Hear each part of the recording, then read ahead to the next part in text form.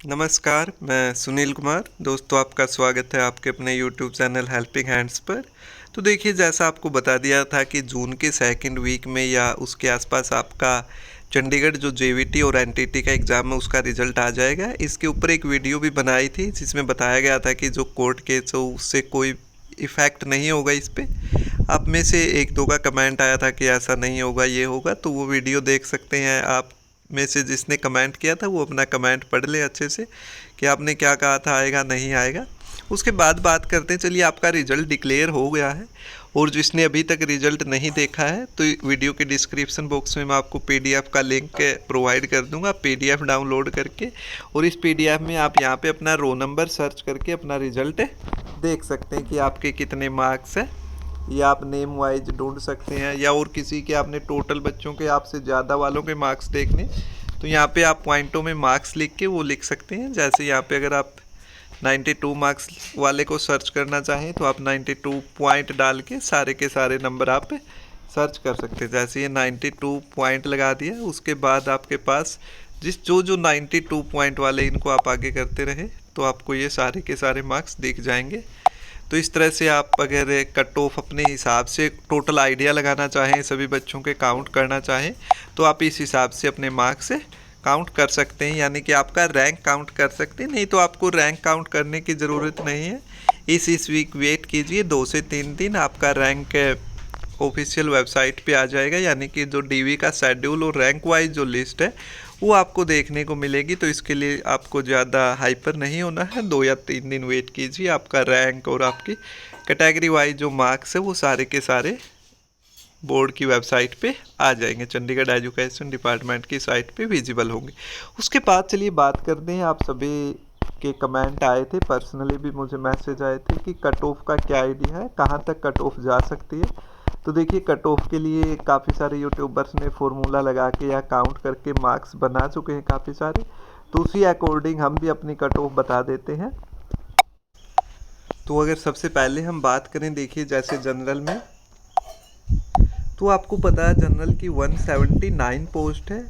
अगर 179 पोस्ट है तो इसका डबल आपके जो डॉक्यूमेंट वेरिफिकेशन है उसके लिए बुलाए जाएंगे, यानी कि 179 का अगर डबल नहीं, आपके 1.5 गुना बुलाए जाएंगे। तो लगभग आपके 300 के आसपास जो कैंडिडेट हैं वो डीवी के लिए बुलाए जाएंगे। 320 हो सकते हैं, 330 अप्रोक्सीमेट 1.5 गुना ही बुलाए जाते हैं चंडीगढ़ एजुकेशन डिपार्टमेंट में। तो इतने कैंडिडेट आपके डीवी के लिए बुलाए जाएंगे और 300 में से यानी कि जिसके 220 तक का रैंक होगा, यानी कि 220 तक का रैंक होगा, 40 बच्चे ज़्यादा है, इनमें से कुछ डीवी में आउट होंगे, कुछ डीवी करवाने आएंगे नहीं। वैसे ही 179 पोस्ट में पीडब्ल्यूडी भी शामिल है आपके, क्योंकि जो पीडब्ल्यूडी और ईएसएम की जो पोस्ट होती है वो कैटेगरी के अंदर से ही जाती है। तो यहाँ पे हमें अप्रोक्सीमेटली मान सकते हैं कि जो 95 मार्क्स है, 95 या 95 प्लस, वहाँ तक आपके 200 कैंडिडेट है। तो यानी कि 179 पोस्ट है, इसमें से 5-10 माइनस हो जाएंगी जो ईएसएम और पीडब्ल्यूडी की है।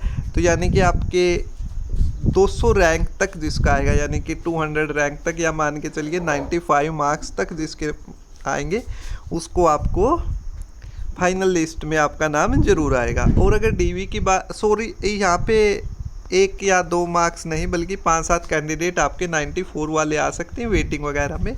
यानी कि जनरल की अगर वेटिंग की बात करें तो 94, वो भी एज के अकॉर्डिंग, यानी कि बड़ी एज वाले पहले आएंगे। तो 94 वाले सारे वेटिंग में नहीं आएंगे, कुछ कैंडिडेट आएंगे। 95 या 95 प्लस जो है वो फर्स्ट लिस्ट में क्लियर हो जाएगा। और जो डीवी की अगर बात करें तो डीवी आपकी 92 मार्क्स तक आ सकती है। अगर 92 मार्क्स तक देखें तो इसमें 350 के अप्रोक्सीमेट कैंडिडेट बनेंगे, उसमें एज से कुछ रह जाएंगे। तो यानी कि मान के चलिए जो आपकी डीवी है वो आपकी 92 पॉइंट समथिंग तक आ सकती हैं और फाइनल सिलेक्शन आपका 95, और जो वेटिंग है जनरल की वो 94 प्लस तक आ जाएगी।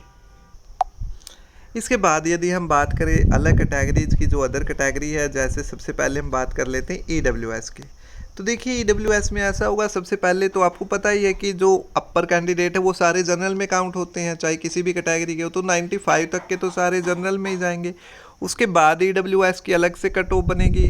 तो ईडब्ल्यूएस के 40 स्टूडेंट, यानी कि 40 जो पोस्ट है वो वाले लिए जाएंगे। अब वो 40 देखो कहाँ तक होते हैं।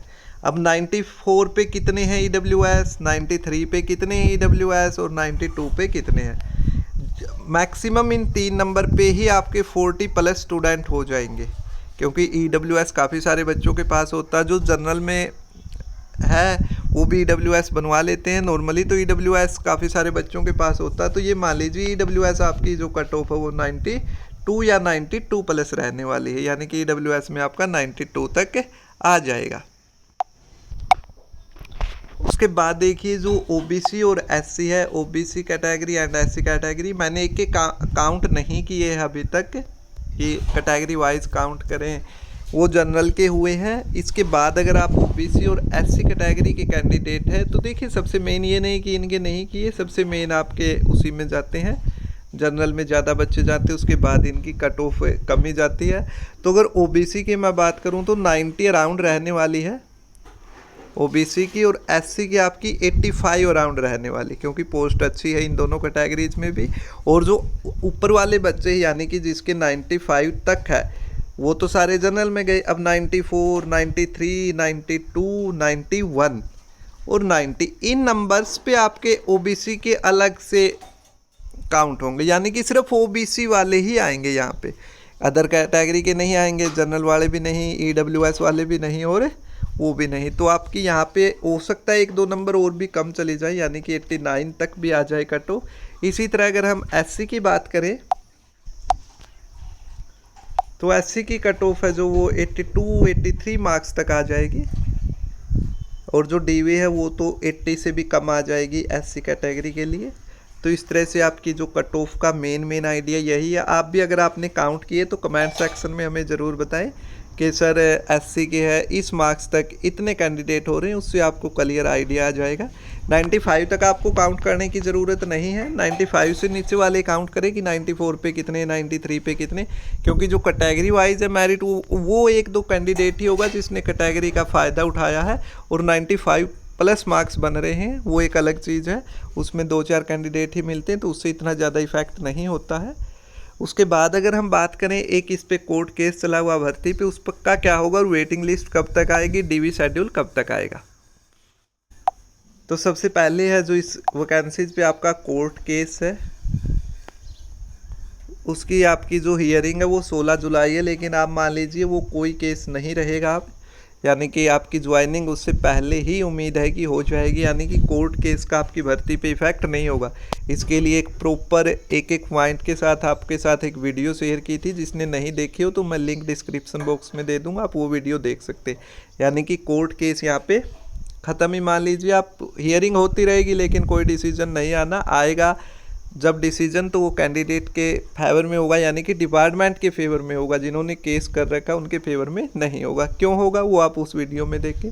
उसके बाद DV शेड्यूल आपका जो नेक्स्ट वीक तक आ जाएगा, और नेक्स्ट वीक के एंड तक आपके DV भी स्टार्ट हो जाएंगी, और जुलाई के 2nd वीक तक आपको, जैसे आपकी 16 जुलाई हियरिंग है ना, तो आप मान लीजिए इसी के आसपास आपको जो स्कूल है यानी कि जो स्टेशन अलॉटमेंट है वो हो जाएगी, ठीक है।